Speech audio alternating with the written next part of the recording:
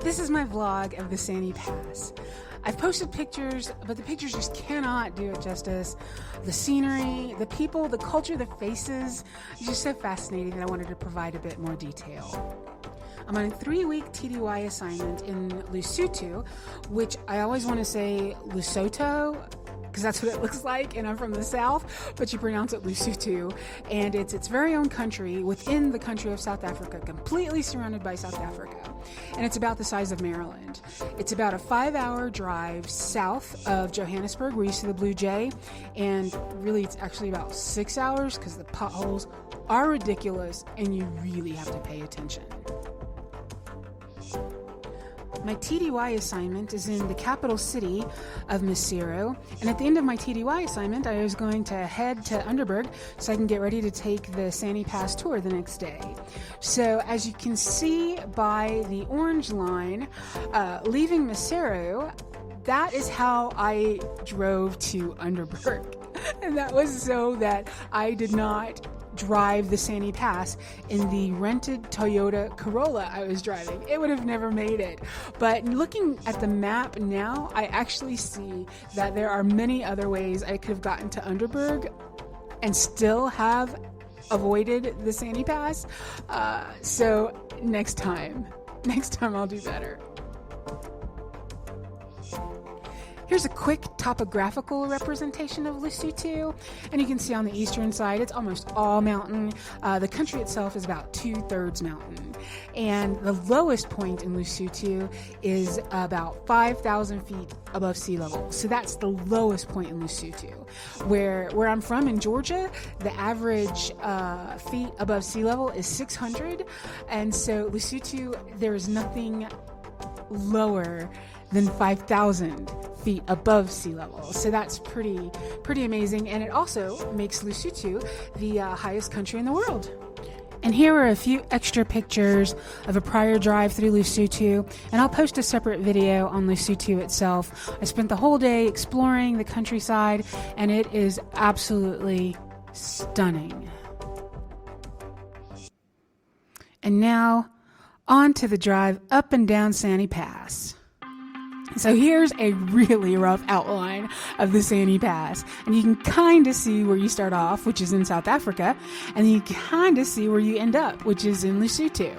And then you stop and have a bite to eat at the highest pub in Africa and enjoy the views before heading back down. Let me introduce to you my driver, David. He was fantastic.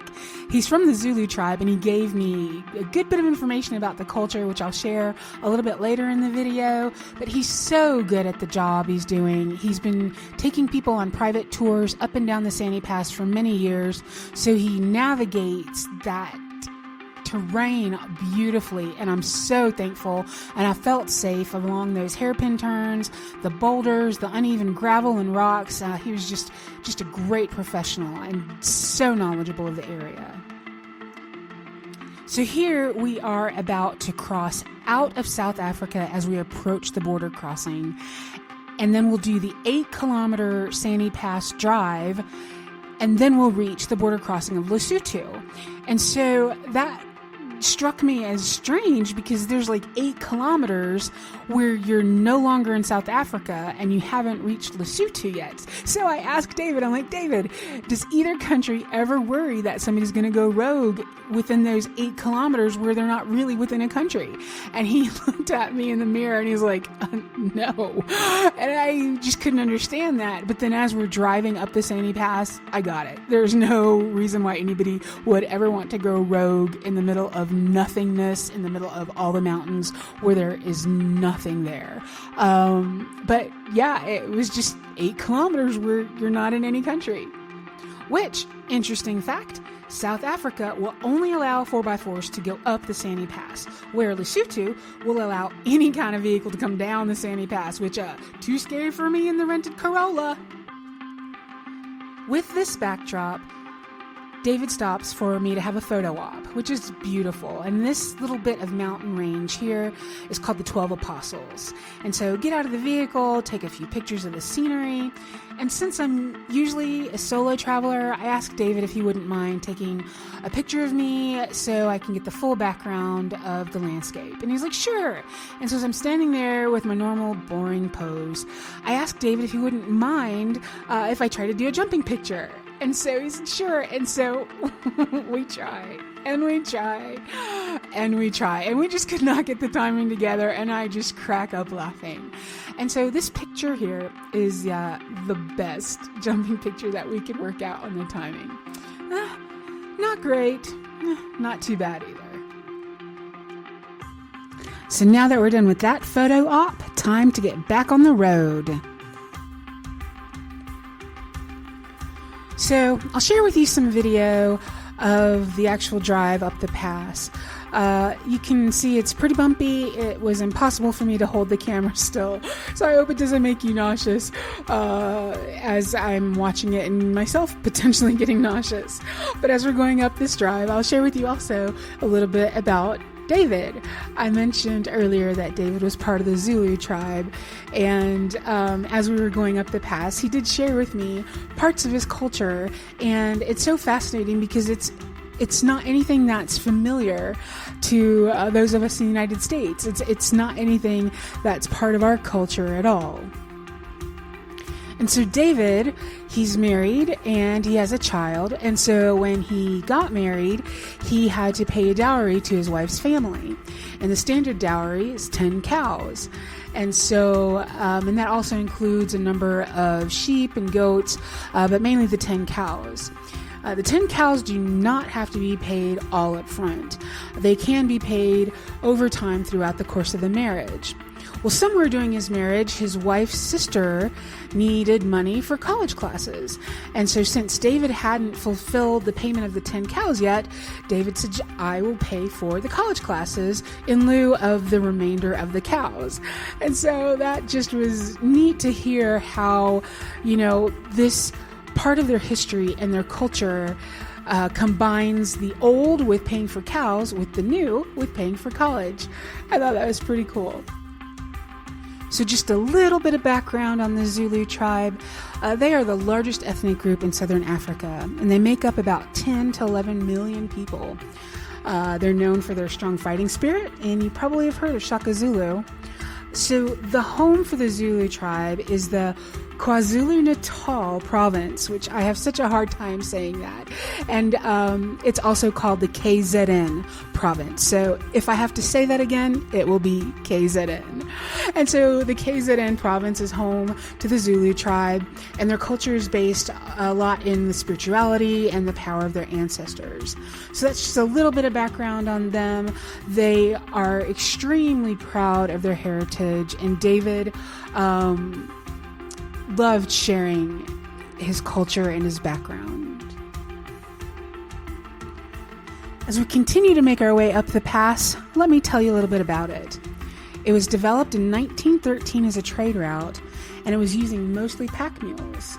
And interestingly, traders would usually have a couple of extra mules with them so that if any of the mules were underperforming, they would push the underperforming mules off the edge of the Sani Pass and leave them to die. And so they knew that if there were vultures flying ahead, that there was probably a dead mule up there. Wow. The first vehicle to cross the pass crossed it in 1948, and it was crossed by a former pilot, which I guess you have to have pretty great nerves of steel to be the first vehicle to cross the pass. But you want to know what the first vehicle was to cross the pass? It was a Willys Jeep. Yay! And so the first Land Rover actually didn't cross the Sani Pass until 1952, citing that if a Jeep can do it, so can a Land Rover.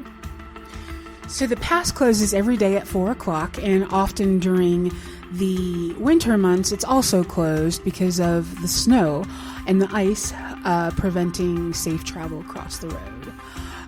Also, which is a little bit sad to hear, is that they plan to have the Sani Pass fully paved by 2025. This was not a positive thing for David, because he felt then anybody can drive the pass and you don't need a tour guide, because it won't be as treacherous or dangerous to cross the path, which I also think it should not be paved, because it takes away some of the charm and some of the inaccessibility. However, the highest pub in Africa will probably do exceptionally well whenever they do pave the Sani Pass. Yahoo! We made it! We're at the top of Sani Pass. We're going through border control now, and you can see the two officials behind me playing a nice game of soccer, and it is cold up here. Oh my gosh, it is cold and it is windy. The temperature completely changed from the bottom of the pass to the top of the pass. It's like a whole different world now. David's inside with customs and immigration, getting my passport stamped into Lesotho, since I was stamped out of South Africa about 8 kilometers ago. And now we're ready to head into Lesotho, and I am excited. Throughout my exploration in Lesotho, I have absolutely developed such a fondness for the shepherds. They just have an incredible look with their blankets that they're wearing and the headgear that they're wearing and the work that they're doing. I just find them so fascinating, and I cannot take my eyes off of them. Here in this picture, you see David with one of the shepherds, and he, the shepherd, looks so teeny next to David, and David's like a normal sized person. There's even a church out here, the Church of the Good Shepherd, that all the shepherds from around the village do come on Sundays and worship.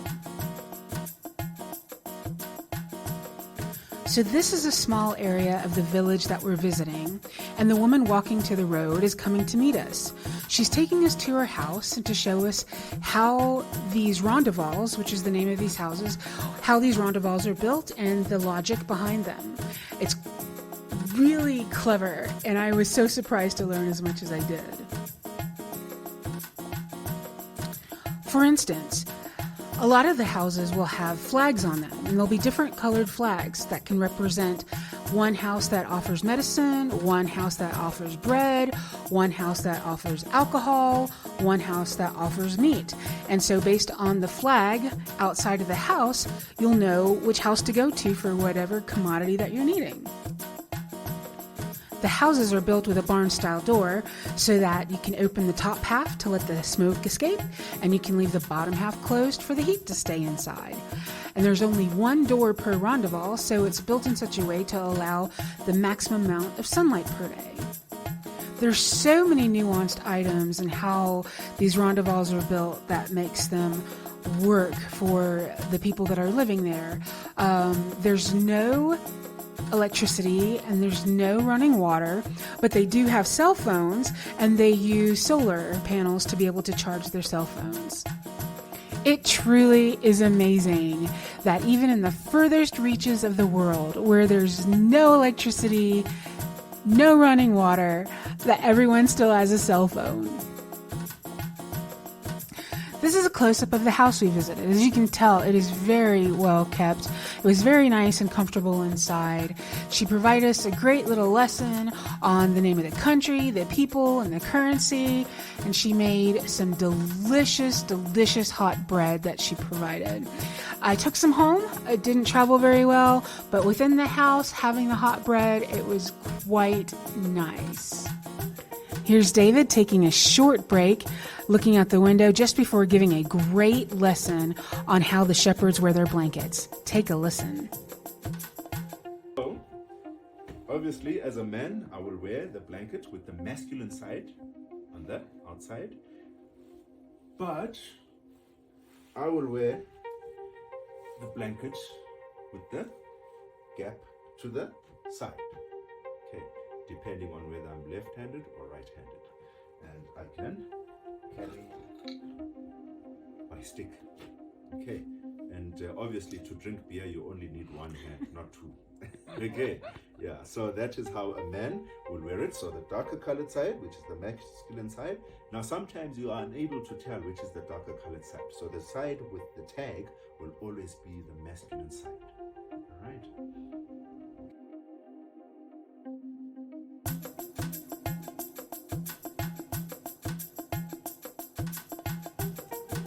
Pretty interesting. I actually bought that blanket and I had to wash it about 5 times to get the smell of smoke out. And now it is much smaller and much more faded. But still a great memory and one that I have a video of. So I'm still glad I bought the blanket. So last stop, highest pub in Africa. Got some great views, got some great lunch. The chicken wrap was fantastic. Got a great picture, even though it's not one of the cool jumping pictures. And looking down and seeing all the cars still coming up and how small they look and how far they've come. And then, of course, the shepherd boys.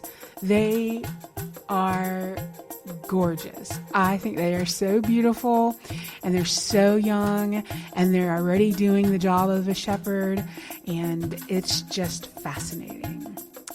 Anyway, I hope you enjoyed the details of my trip up the Sani Pass.